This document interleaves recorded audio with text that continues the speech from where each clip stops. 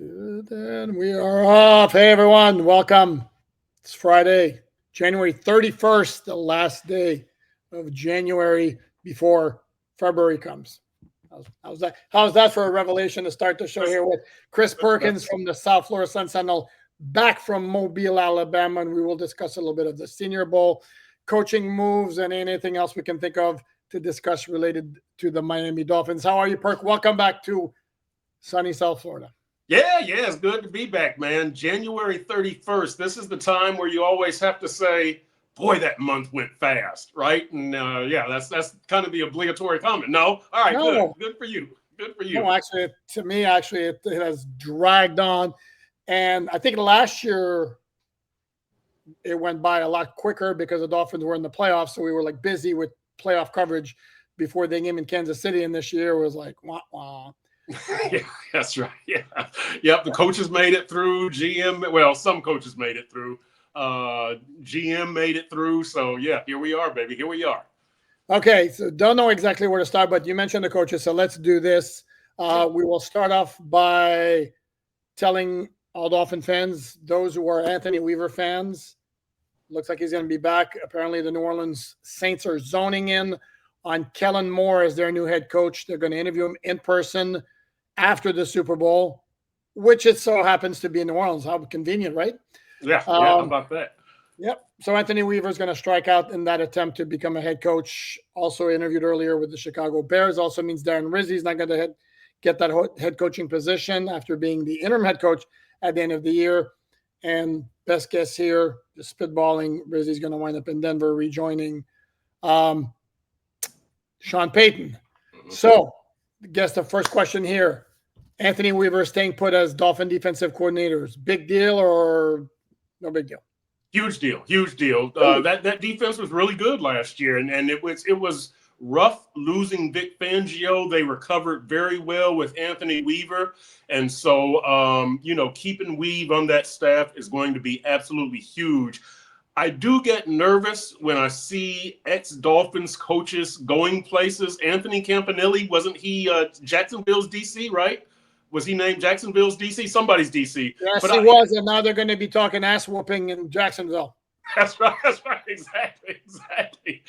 You know the list of the ex-Dolphins coaches that have gone on to other things, from Dan Campbell to Zach Taylor to Lou Anarumo, Darren Rizzi, Todd Bowles. So I get a little bit nervous when I see these guys doing other things. I think Patrick Graham was just re-upped in Las Vegas, if I'm not mistaken. But good for Campanelli. I don't think the Dolphins missed out on anything. I like Slowick. I like the other guys. Joe Bryant.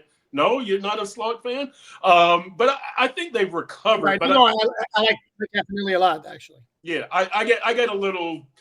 I wonder if the Dolphins missed out because of their recent history of coaches that were on their staff that went to other places. But great for Campanelli. We all liked him. No, absolutely. And I'm with you. There's something to be said for continuity also in retaining Anthony Weaver. And let's remind everyone that the Dolphins had defensive coordinator changes each of the past two off seasons, from Josh Boyer to Vic Fangio in 2023, from Vic Fangio to Anthony Weaver in 2024. And I like the work of his defense. And I know there are a lot of Dolphin fans who just like to nitpick and go straight to the Buffalo and Arizona games and say, oh, well, where was the defense there? This is where I will point out again, these are not two sloppy teams. At that time, Arizona was playing some really good ball, and Buffalo's Buffalo. And it also happened to be the two games you were without Zach Sealer because of that freakish practice injury. And, he just happened to be your best defensive player in 2024. So that's a factor. The thing I didn't like about Anthony Weaver in 2024, the defense under Anthony Weaver, is there was a lack of takeaways. Yeah. But some of that was due to the fact that the pass rush for at least the first half of the season just wasn't very good. It got better in the second half, in large part because Chop Robinson's game really upped. Yeah. But still, there was a lack of takeaways, and we've seen in the playoffs, generally speaking, that makes a huge difference. That's the area where I'd like to see some improvement. But there was no reason to think that Anthony Weaver overall didn't do a good job. I think that anybody who would question that is completely crazy. And there was some people on Twitter telling me, like, what about the Colts game? And I'm like, the hell were you watching? The Colts game. That was purely on the offense. Forget like the 2 fumbles by Mostert and Ingold. Yep. This was a rare game where Jason Sanders also missed a field goal attempt. And then there was the 4th down pass that was basically thrown 7 yards out of bounds. We're going to guess because Tim Boyle forgot what down it was or something like that. So, but I like it. There is one coach who I think they're called the tea leaves. And from what I'm told, people in Vegas, that Darrell Bevell rejoining Pete Carroll in Las Vegas. I don't want to say it's a done deal, but it's looking like there's a very good chance it's going to happen. And that's, again, he's not an offensive coordinator, but I don't think anybody would be crazy to say that he might have a bigger role and a bigger impact on the offense on Tua Tagovailoa than offensive coordinator Frank Smith. And I say that with all due respect to Frank Smith.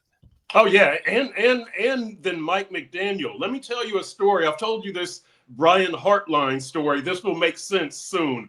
So I was doing years and years ago, obviously, when Hartline was with the Dolphins, I was doing a story on how quarterbacks and head coaches are linked together. And I wanted Hartline's comment on Philbin and Tannehill. And Hartline refused to comment on the story because he said the relationship is the quarterback coach and the quarterback. So that brings us over to Darrell Bevell and Tua. So when you talk about McDaniel and Tua or Frank Smith and Tua, Brian Hartline would tell you it's Darrell Bevell and Tua. And so if Bevell leaves, keep your eye open for that absence. Yep, without question. And Bevell has done some very good work. He's got a very long history with Pete Carroll. Was with him for I think 7 seasons. The 2 years that the Seahawks went to the Super Bowl. Wound up getting fired at the end of the first season where they didn't make the playoffs in 6 years. And it was one of those deals that smells like the owner saying, you make some changes or else. And Darrell Bevell was one of the guys who wound up being part of those changes. But he's very good. I can't resist. I'm going to take crap for saying this, but I'm going to say it anyway. The only thing I don't like about Darrell Bevell, as Tua insinuated, he was the one who encouraged or dared Tua to go throw out there, show me the money after he signed his extension training camp. Sorry, bad move. It's just a horrible look. And no, I'm not hating on Tua. It's a horrible look. I don't care who would have done it. You're the quarterback of a football team. The ultimate team game. Show me the money belongs in movies. Does not belong in a shout out to fan. Okay. Well, you know what? I took offense to that because you're a pro athlete saying this to people who live paycheck to paycheck. Chris Perkins raises his hand. I thought it was kind of tone deaf, quite honestly. I mean, that was really what I had a problem with, and I don't hold it against either Bevell or Tua. I want that to be known. They were just having fun. They weren't trying to rip anybody or throw money in anybody's face. It was kind of we did a great job. Now let's get on to the business of football. But they could have picked a better choice of words. I'll say that. Oh, without a doubt. And the other part of it too is for me, it's like, I got paid. That's what matters. I got paid. Right. I mean, it doesn't scream team player and all that. Again, we've gone through this before. We've gone through this, yeah. I know I can see the comments right now being typed up on YouTube. The second people see this, go like, "You're just a hater. You're just a hater." And all that. So it is. I think on the coaching staff, those are going to be, if Darrell Bevell indeed leaves, that's going to be the only other change. Of course, we had the hiring of Craig Ackerman as special teams coordinator. The special teams rankings for the Titans during his time, we were usually middle of the pack. Not necessarily ideal that you're hiring a guy who was fired in his last job in 2023 after getting 2 punts blocked in the same game, including one that blew out the knee of your Pro Bowl punter, and then was out of the NFL of last year. And again, regardless of who it is, that's not necessarily a great statement on the situation. Let's also understand that I don't know that the Dolphins are picking or hiring from a position of strength based on what happened last year and the fact that Stephen Ross made that statement. Yes, backing Chris Greer and Mike McDaniel, but with the underlying tone or theme that 2025 better be good or else. Yeah, I don't know who Mike McDaniel went to first or where Ackerman was on his list of choices. That's kind of one thing that that it would be nice if one of us could find out. But yeah, I agree with you. I'm kind of looking at this on a I guess prove it basis. I'm not anti. Sure. It's just kind of a prove it basis. Completely agree with you. It's one of those where we'll definitely give Mr. Ackerman Yep. the benefit of the doubt. Again, it's just not necessarily a great look. And then as far as Robert Prince, the wide receivers coach for the Dallas Cowboys, it's ironic because his connection to the Dolphins coaching staff is Darrell Bevel, with whom he worked in Detroit. And was it Detroit or But yeah, Jacksonville, I thought maybe one of those two. And now Bevel might be on the way out the door. So we shall see how that winds up playing out. You mentioned Campanelli. We should have also mentioned you were talking about young assistant coaches for the Dolphins who move on to bigger and better things. Josh Grizzard, hired on Friday as the Tampa Bay Buccaneers' new offensive coordinator, Yep. had been pass game coordinator. And this is interesting. I was looking, if you look at his journey with the Dolphins, it's quality control, 2017, 18, 19. 2021, he's wide receivers coach under Brian Flores.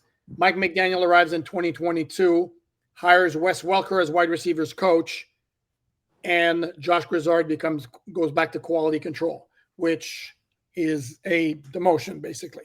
Moves on to Tampa Bay, and then now he's going to be an offensive coordinator. So, and funny, of course, Ryan Fitzpatrick on Twitter chimed in saying from his time working with him in 2020, he always felt the guy had a bright future as a coach, and of course took a little job because Josh Grizzard went to Yale. Like Mike McDaniel, apparently didn't have any pull.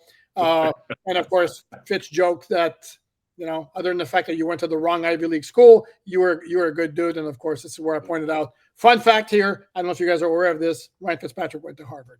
That's right. We've heard that before, I think we've heard that. Speaking of young Dolphins coaches, and we'll probably get into this a little bit more with Senior Bowl, Lemuel Jean-Pierre, their assistant offensive line coach, coaching the offense. How about that? Coaching the offensive line for the national team at the Senior Bowl. Deshaun Shedd, their assistant defensive backs coach, coaching the defensive backs at the Senior Bowl. Basically, the Senior Bowl now uses this Coach Up initiative where coaches get a promotion in the Senior Bowl from their regular season responsibilities. So congrats to those two coaches. They seem very well liked. Jean-Pierre was mentioned to me by Jalen Rivers and Damian Martinez, the UM kids, as they like working with him. So congrats to those Dolphins coaches. You're getting an up close look at some prospects. Very nice. Jalen Rivers, is that the cornerback from Duke? No. He's the offensive lineman from UM. Okay, you're right. Yes. There's a cornerback from Duke. For some reason, I thought his name was Rivers, who, when they played UM, I was like, holy smokes, that kid's good. He caught my eyeballs big time. Okay, so you mentioned Senior Bowl, so let's go there. As we mentioned at the top of the show, you're back from Mobile, Alabama. Since your stories have already appeared on sunsentinel.com, and catch those for all of Perk's coverage of the Senior Bowl. Give me a couple of guys who the Dolphins could use, who kind of caught your eye. There's a lot of them. Jalen Rivers, we'll start with him. The offensive lineman from UM, played left tackle last year, came there as a guard. He also played some center at the Senior Bowl. So they're thinking he's an interior offensive lineman. He told me that his preferred position is guard. He's probably a day two guy. He could probably step in and be a starter. Wyatt Millum from West Virginia, guard tackle. He talked to the Dolphins. He had a good Senior Bowl. Emory Jones, he's probably a low first, second round guy. Emory Jones from LSU, he's a right tackle. He's playing some guard at the Senior Bowl. He had an up and down season. I thought he had a very good Senior Bowl. Had some very good reps against Shamar Stewart from Texas A&M. They battled the edge rusher. They battled during the regular season. He had some good stuff. Let's see, Gray Zabel from North Dakota State, interior offensive lineman. Clay Webb from Jacksonville State. He did very well. So there were some really, really good battles interior offensive line, interior defensive line. Interior defensive line, Walter Nolan from Ole Miss, Dion Walker from Kentucky, Cameron, what is his last name, from Florida, Cameron Jackson from Florida, Flash. He showed some good stuff. So there's some guys in there that could help the Dolphins as day 2, early day 3 picks, second, third, fourth round. I don't think that there was a first round pick there for the Dolphins at any position. The quarterbacks were disappointing. Jackson Dart of Ole Miss was inconsistent. I thought Dylan Gabriel threw the best ball there, but the Oregon quarterback, he's a lefty from Hawaii. Reminds me of somebody. That's right. That's right. He is very accurate. He throws the ball quickly. He makes quick reads. Yes, but he's 5'10". He's 5'10". And the arm strength not there. And the arm strength is definitely not there. But and I'll leave it at that. Nothing else will be added to that. That's right. That's right. I'll say this: for the dink and dunk offense, the Dolphins ended the season with Dylan Gabriel would be perfect, but they're not. They better not open the season with that offense. Let's see some others. Maxwell at cornerback, Maxwell Hairston from Kentucky, and I keep bringing up quarterback because again, Kendall Fuller, he's going to be 30 on February 13th, 2 weeks, and 2 concussions and a season-ending knee injury. So you've got to look at cornerback a little bit. I thought Damian Martinez was excellent. He would be a power runner. He was at UM, the transfer from Oregon State. So that's a few names for you. But I think at interior offensive line, interior defensive line, Jeffrey Bassa, inside linebacker from Oregon, did really well, better in pass coverage, covering some tight ends, okay? Trey McBride, Brock Bowers, George Kittle. He's better in pass coverage than as a run stuffer, but he showed some potential also. So interior offensive line, interior defensive line. The safeties were I don't think that there was a safety there for the Dolphins, but they do need safety. And then the corner, the power running back, inside linebacker. Some good prospects there, but again, I don't think there's a day 1 prospect that was at the Senior Bowl for the Dolphins. And that would be day 1 is the first round. So the first round, yes. Okay. The my staff writer Dante Colonelli, who actually I should call him a contributor, does some really, really fine work. Yep, he does. And all that. He was at Mobile. He wrote a story for Miami Dolphins on SI.com, ranking some of the prospects who caught his eye, who most of them would fit a need for the Dolphins. One of them who I think to me would be superfluous, but is relevant anyway because he's the son of a Dolphin legend. That's Mason Taylor, tight end from LSU, who apparently helped his stock. I think he came in maybe like a second, third round pick guy, maybe a little bit higher than that now. Don't know. We should mention Oronde Gadsden the second was on the all-practice team for the East-West Shrine game. Yep. That's also good. I like the kid also.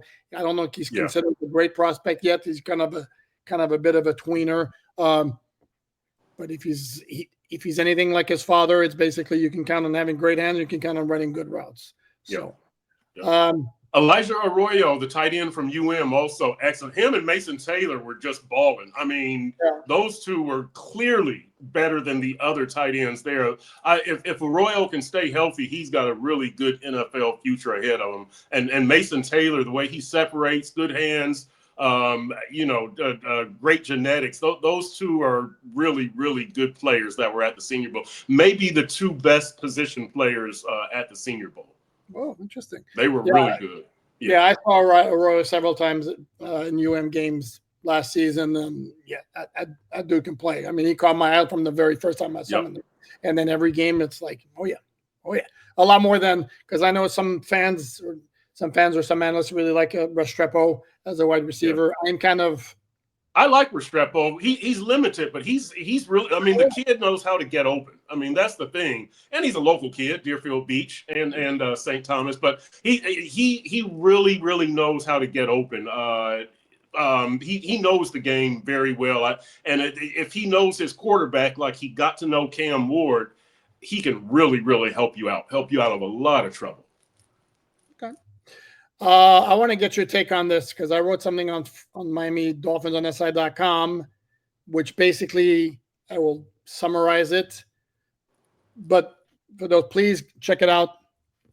In fact, I'll link the story in the comments here. Basically, the premise of my column was, I get it. This notion of the Dolphins should take a quarterback. Some people, they should take a quarterback every year. And to me, it's like, I don't get it. The math isn't mathing. There's no reason to take a quarterback in 2025. Perk, am I crazy on this or what? No, I agree. I think that what you need as a number 2 is a veteran with starting experience. I think we agree on that. I don't think there's really any room for a rookie. And again, the way that I look at it is, if you're going to get somebody that you're serious about developing, you need to get them in the first 3 rounds, probably the first 2 rounds. The Dolphins have too many other needs. And the other thing is, even if this guy was a good prospect that somehow fell into your lap, you're trying to win now. I just can't see an unproven rookie going into that huddle after what these guys went through last year with Skylar Thompson and Tim Boyle.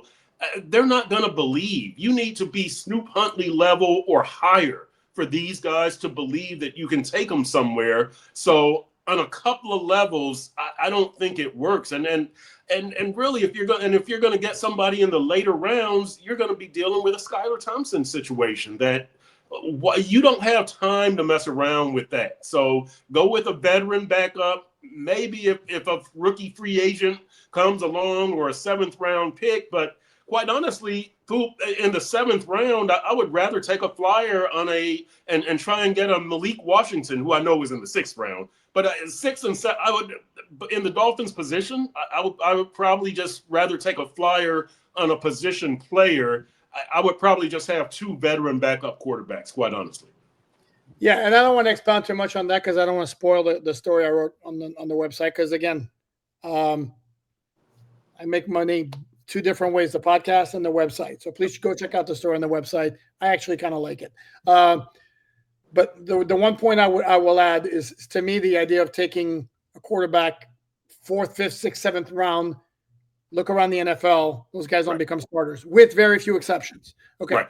To me, the only exception I would make, if there's an athlete or a quarterback who's got some unique physical traits, right, where other issues are keeping him from being a higher pick. And I'm going to throw out the same guy again I've always thrown out. That's Joe Milton III. I cannot for the life of me understand why the Dolphins would not have taken him in the 5th round. He went in the 6th round to the Patriots after they took Drake May in the 1st round. I cannot for the life of me understand why the Dolphins wouldn't take a flyer on him in the 5th round instead of taking Mohamed Kamara, who had a very good career at Colorado State, who basically sat on the bench or on the inactive list the entire season. You got nothing out of him. And after 1 year, you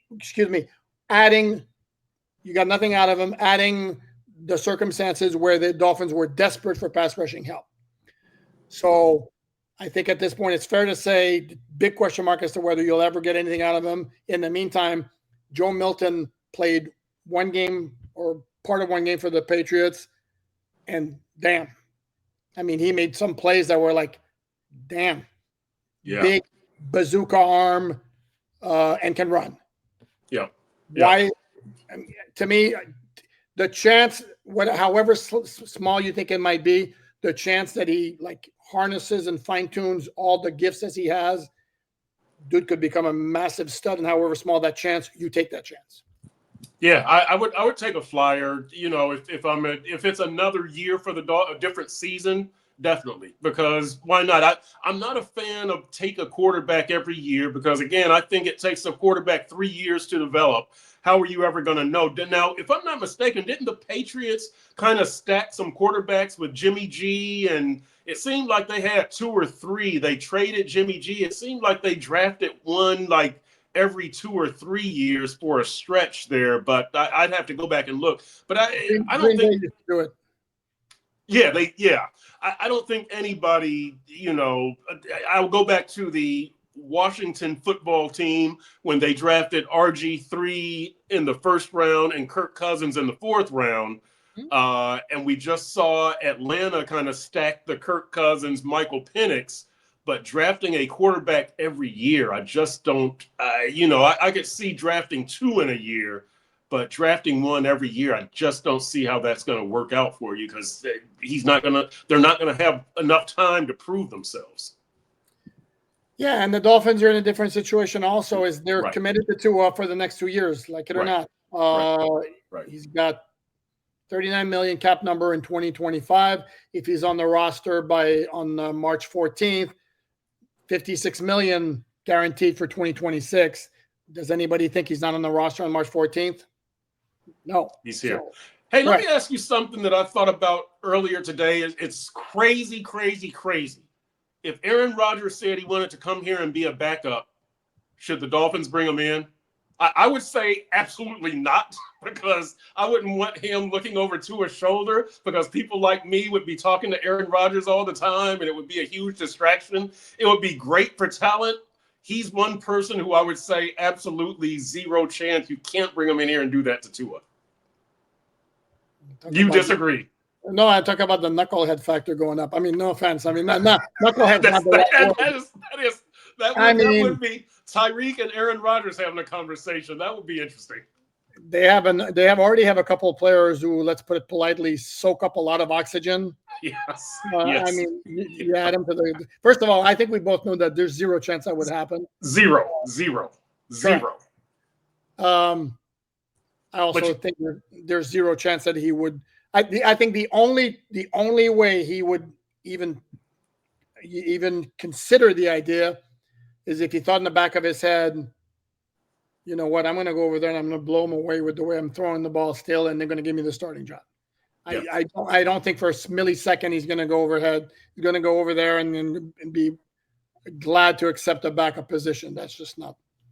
No, and I just ask it as from the position of the Dolphins need a veteran backup, but you can't, like Russell Wilson or Aaron Rodgers, who would never come here as a backup. But you can't. I would agree with McDaniel. There are certain situations you can't put Tua in. That would be one of them. That would be unfair to Tua and create a huge distraction for the team. There's zero. I wouldn't do that as a coach. There's no way to Tua. I wouldn't do it. Aaron Rodgers would. You can't have him as your backup for any team. It's too big. He can't go anywhere as a backup. No, I agree, and I think the Dolphins are at the point where, I mean, they've clearly stated that Tua is their guy. Yes, make him their guy while you have him under contract. I think it's the way to go. It has been a week. Seems that all is quiet on the Tyreek front. Yeah. When's he getting that wrist surgery? Oh, sorry. That's a good question. Remember the days when we used to get press releases like so-and-so player underwent successful blank surgery? Right.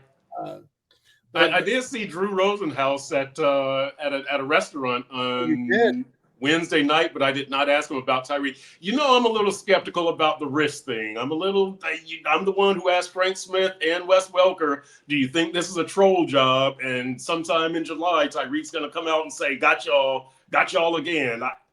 I just want to know when the surgery is scheduled for. That's all. No, I hear you. And I don't know.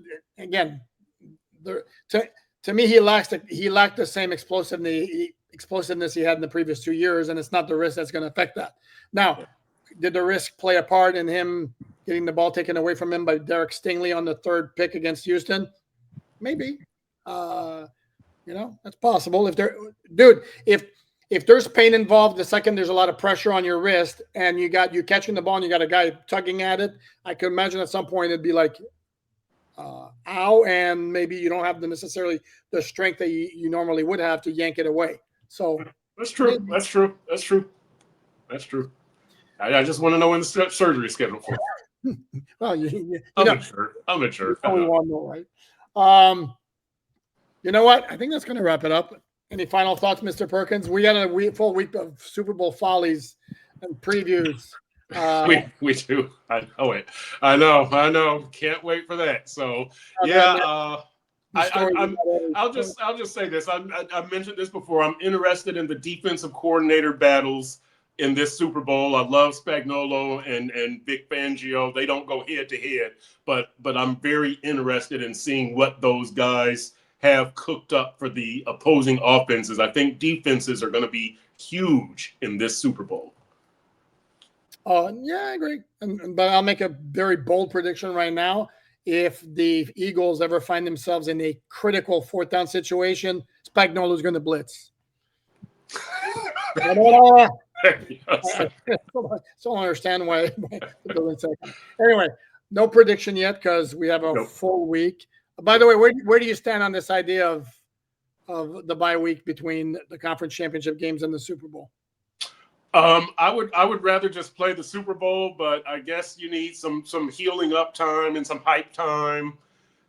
I would rather just play it the next week though, and keep the momentum going. And you know, let's do this. Let's keep the players on the normal pattern.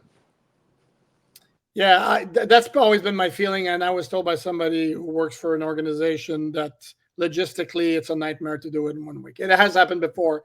In fact, it happened the next to last time the Dolphins played in the Super Bowl, which was a 1982 strike-shortened season, where they went from defeating the New York Jets 14-0 in the AFC Championship game to playing against the Washington Redskins at the time. Yep. Pasadena, maybe that game was, and wound up losing 27-17 in a game where they did absolutely nothing offensively the entire game, except for a 76-yard touchdown pass and like a 98-yard kickoff return. Yep. That's all they did. And ironically, quick Dolphin history lesson for those not familiar with this, David Woodley was the quarterback in that game, and it was kind of that performance, the lackluster performance by the offense in that Super Bowl, which kind of convinced the Dolphins, well, we need an upgrade at quarterback, a severe upgrade, even though we went to the Super Bowl, and led to the selection in 1983 of course, Dan Marino. Yeah, I've heard of him. You've heard. Yeah. 6'4", curly brown hair. Right. Yeah. Dolphin fans, you know who he is, right? Yeah. Okay, that's going to wrap it up. Thanks, everyone, for watching. Thanks, Chris Perkins, as usual, my friend. Catch his work at sunsentinel.com. Please, again, check out the website, MiamiDolphinsOnSide.com. We will be back on Monday. In the meantime, everyone, please like, subscribe, and more importantly, have a great weekend.